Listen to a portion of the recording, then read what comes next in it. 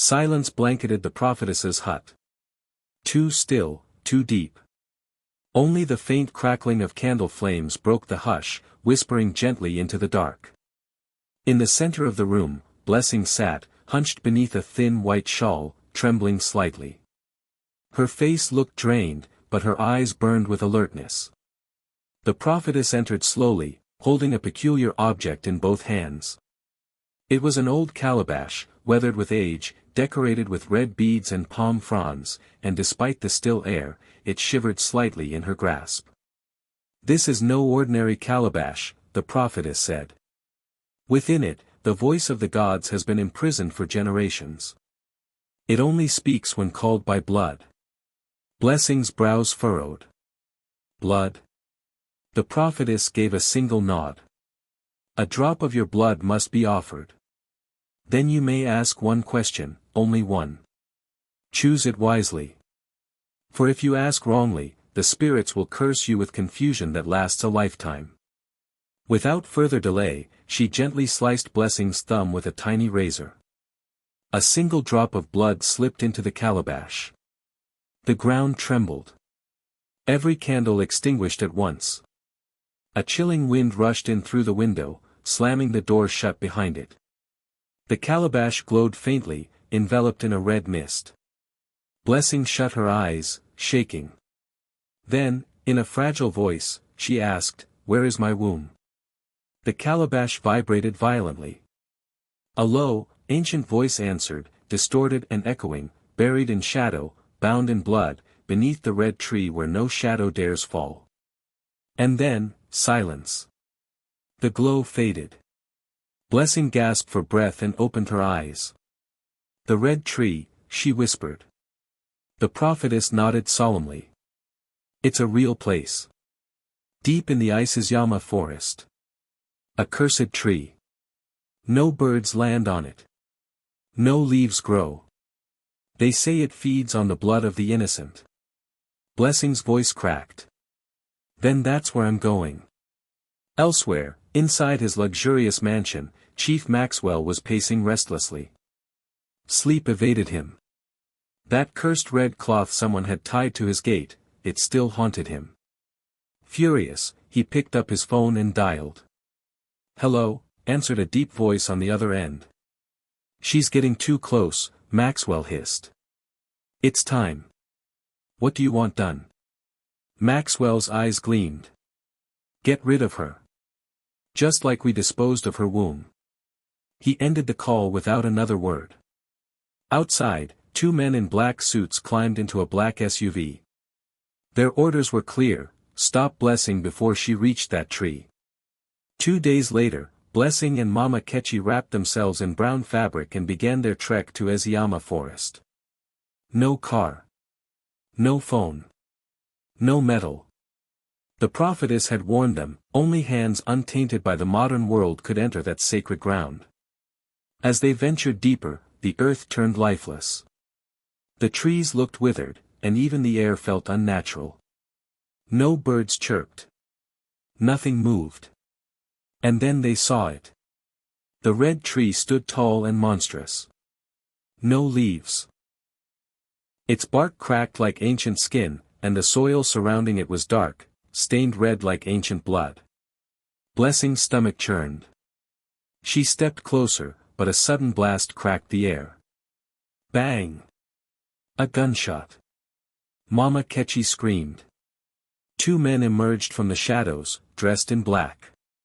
The one sent by Maxwell. "Step away from the tree," one barked. But Blessing didn't flinch. No more running. Slowly, she turned to face them. "You want to kill me? Then do it. Shoot. But know this, if I die here, this tree will never rest." The second man hesitated. "Why did he send us here?" he whispered to his partner. "This doesn't feel right." But the first raised his weapon again. Suddenly, boom! A bolt of lightning slammed into the tree. No clouds, no warning. Both men cried out in fear and fled. Blessing dropped to her knees, trembling. The tree, it had protected her. Rain poured from nowhere. The sky darkened like it wanted to hide what was to come. Blessing sat soaked, hands trembling, but unmoving before the tree. Mama Ketchy rushed back to her, out of breath. "Are you okay? That lightning." "I'm fine," Blessing said softly, eyes fixed at the base of the tree. "The spirits are with me." Then she rose slowly, took the digging stick Mama Ketchy had brought, and began to dig. The soil resisted her hands. It clung to her fingers like it was alive, thick, red, sticky. It smelled rotten, ancient. Then her fingers touched something solid, cold and unyielding. Blessing screamed and recoiled. Mama Ketchy helped clear the dirt, revealing a small clay jar, sealed tightly with black wax, tied with threads soaked in dried blood and cowries. Symbols were etched into it, and one name carved in the center. Blessing. Her name. It was real. Her womb had truly been buried here. "Be careful," Mama Ketchy said quickly. "Don't open it. Let's take it back to the prophetess. She'll know what to do." But just as she bent to lift the pot, the earth trembled again. A human hand burst from the ground. Rotting. Blackened. Then a face emerged, eyelids missing, eyes wide and cold, yet somehow breathing. Blessing shrieked, stumbling back. The corpse dragged itself half out of the soil, snarling in a rasping voice, "Return it, or die with it." Mama Ketchy began muttering a desperate prayer. The ground split further, the roots of the tree writhing beneath their feet. Blessing clutched the clay jar tightly to her chest, frozen. Should she run? Throw it down? Beg? Then a soft voice whispered in her mind, her mother's voice. "Fight for what is yours." Tears welled in Blessing's eyes. She rose to her feet, lifted the clay pot high, and shouted at the creature. "You didn't give me this. You tricked me. You cannot stop me." A mighty gust of wind struck the creature, flinging it back into the earth. And just like that, the ground stopped quaking. Silence returned. Still. Total. Blessing collapsed, sobbing, clutching the jar like it was her last breath. Because it was, that night, inside the quiet sanctuary of the prophetess's hut, the clay pot was laid gently upon a clean white cloth. Around it, the prophetess carefully poured a mixture of honey, salt, and water drawn from a sacred spring. Then, without speaking, she lifted 3 white chickens, one after the other, slit their throats swiftly, and let their blood drip over the strange markings carved into the clay. She closed her eyes and whispered, "Let what was stolen be restored." The pot trembled. It began to hiss. Cracks spread across its blackened seal. Slowly, it split open. Inside was a small waxy object, strange in shape, something between a charm and a body part. It looked like a womb, partly melted, but with one thing still intact, the name, Blessing, carved deeply into its side. Blessing clutched her chest as her breath caught. It was real. But the prophetess didn't smile. Her expression remained solemn. She looked Blessing directly in the eyes. "This is only the beginning," she said. "So long as he still breathes, this womb cannot return to your body. Until his blood is spilled, you remain incomplete." The next morning, the sun rose without a sound. The heat was heavy, dry, as though the air itself had paused in anticipation. Outside the prophetess's compound, Blessing stood tall, draped in a simple brown wrapper. Her face was calm, yet her eyes held a fire that hadn't been there before. Inside her bag was the half-melted wax womb, now resting in a small calabash. She knotted the straps of her sandals tight and whispered to herself, "Today, he bleeds." Before she could leave, the prophetess stopped her one last time. "Once you face him," she warned, "do not let him touch you. Do not eat, drink, or accept anything. His words are poison. His eyes are death." Blessing nodded once. Her mind was made up. She was going to see Chief Maxwell. But she wasn't going unarmed. Before she left, the prophetess handed her a small gourd, sealed with black thread and filled with palm oil. If you pour this on the ground while he stands before you and speak your name 3 times, his spiritual shield will break. The land will demand his blood. Blessing tucked the gourd deep into the folds of her wrapper and gave a slight nod. I understand. Back at Hilltop Estate, Chief Maxwell lounged in his grand living room, sipping bitter leaf tea and flipping through a newspaper. He wore a white agbada trimmed in red, golden sandals on his feet, red beads on his wrists. He looked every bit the powerful chief he claimed to be. A guard stepped in, slightly breathless. Sir, she's outside. Maxwell raised an eyebrow. Who? The guard hesitated. Blessing. She says she's here to see you. Maxwell chuckled, leaned back in his chair. Let her in. The compound gate opened slowly. Blessing walked in, each step deliberate, heavy, like she was walking through a river of blood. 2 guards led her to the front entrance. When the door swung open, there he was, Chief Maxwell. The man who had stolen everything from her. He looked at her and smiled. Blessing. You're stronger than the last time I saw you. She didn't sit. Didn't return the smile.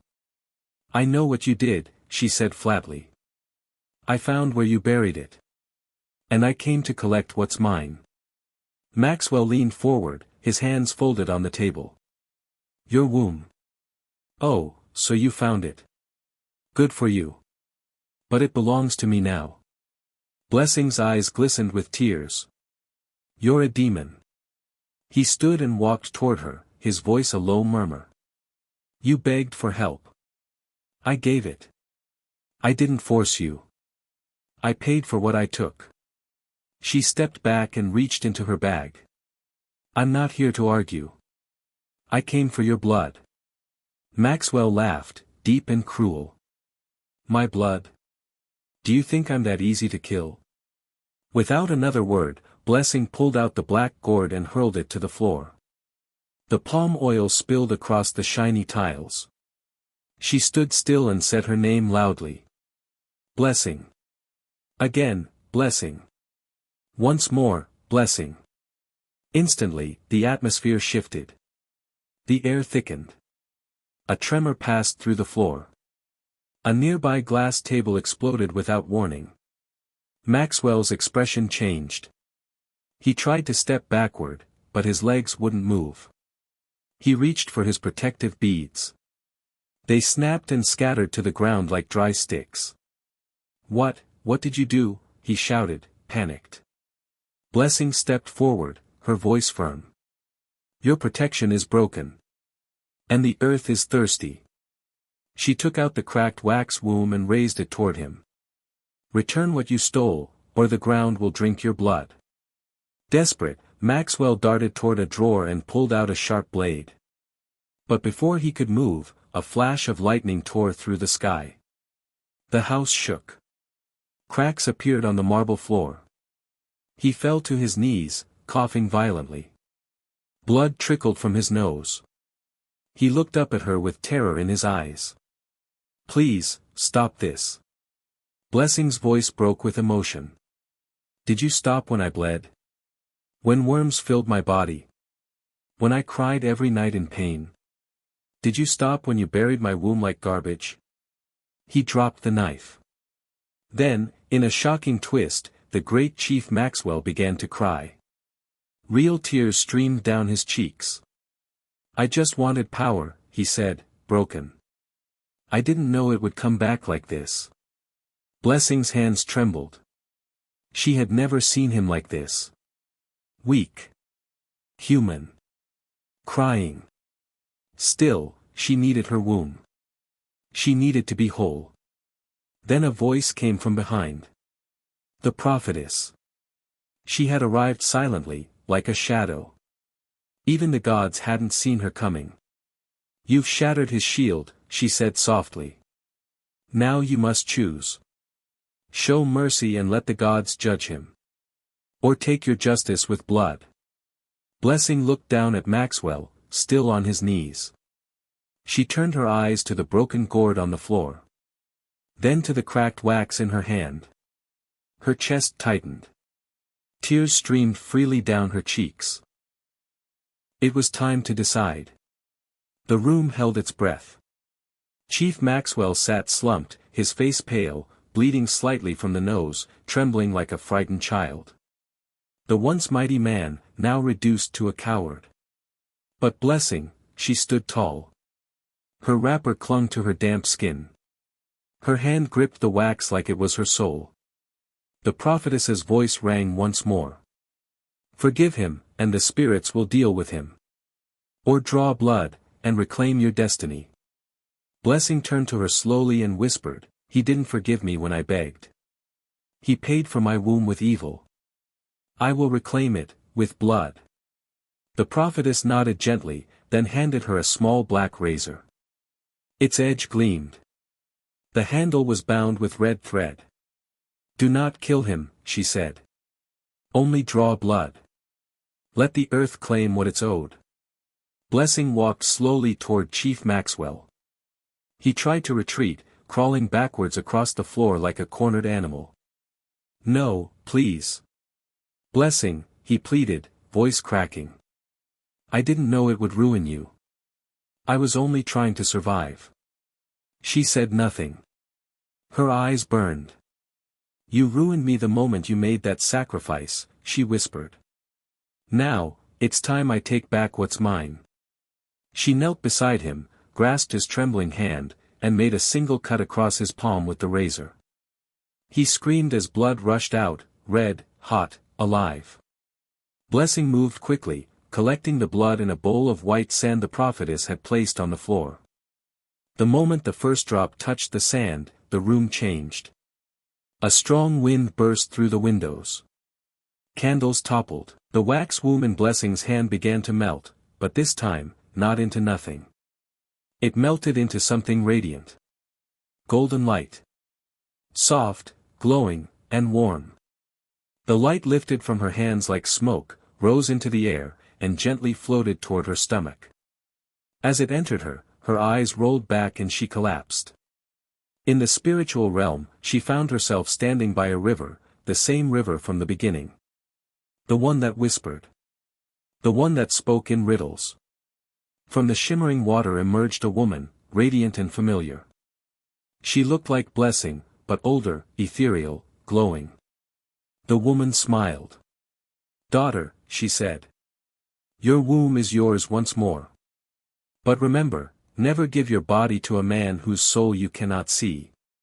And with that, the woman faded into the mist. Blessing fell backward. Then gasped. She opened her eyes, back in the mansion, lying on the cold floor. She sat up slowly, heart pounding. The prophetess knelt beside her. You are whole now, she whispered gently. The spirits have returned what was taken. Blessing touched her stomach.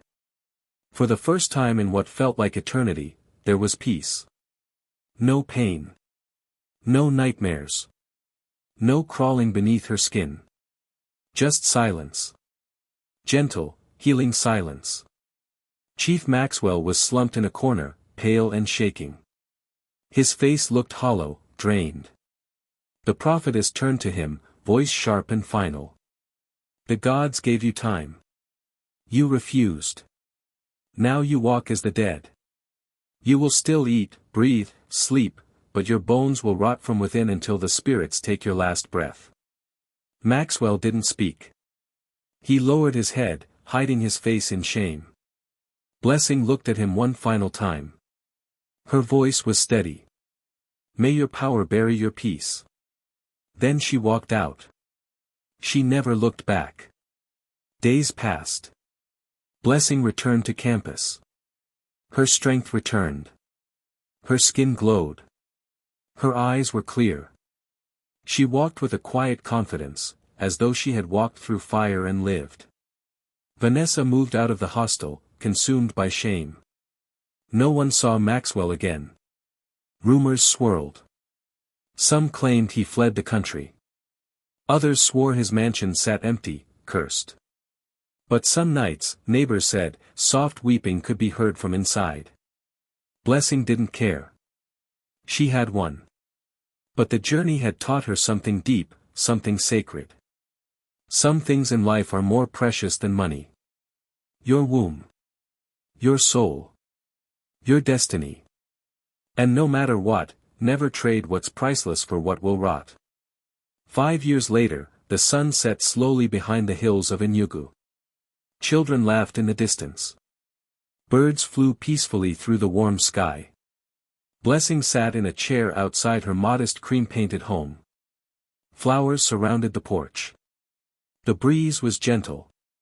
In her arms, a baby girl giggled and played with the edge of her scarf. Behind her, a man stepped out, a kind man, quiet and strong. Her husband. The one who waited for her heart to heal. Who never asked about her past. They had named their daughter Shikanso. As God has willed. Blessing smiled, watching her child drift into sleep. She placed her hand softly on her belly and whispered, "This same womb that once carried worms, now carries a future."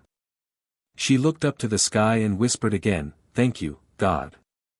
Thank you, ancestors." Moral lessons from the story. Desperation can lead to destruction. Blessing made a desperate choice and paid the price. Not everyone who offers help is sent by God. Some are demons with friendly smiles. Spiritual matters are real. The physical world is only part of the truth. Always remain prayerful and alert. Your body is not for sale. No amount of money can buy your peace, womb, or soul. Forgiveness is powerful, but justice has its place too. Evil always meets its end. No matter how powerful the wicked appear, their day will come. Dear viewers, let's talk. Do you think Blessing made the right choice by spilling Chief Maxwell's blood? Would you have forgiven him instead? What would you do if someone like Vanessa betrayed you? Have you or someone close to you ever met someone who appeared kind but later showed their true self? Which part of this story touched you the most? Drop your thoughts in the comments below. Thank you for watching this emotional story. If it touched your heart, don't forget to like, comment, subscribe, and share.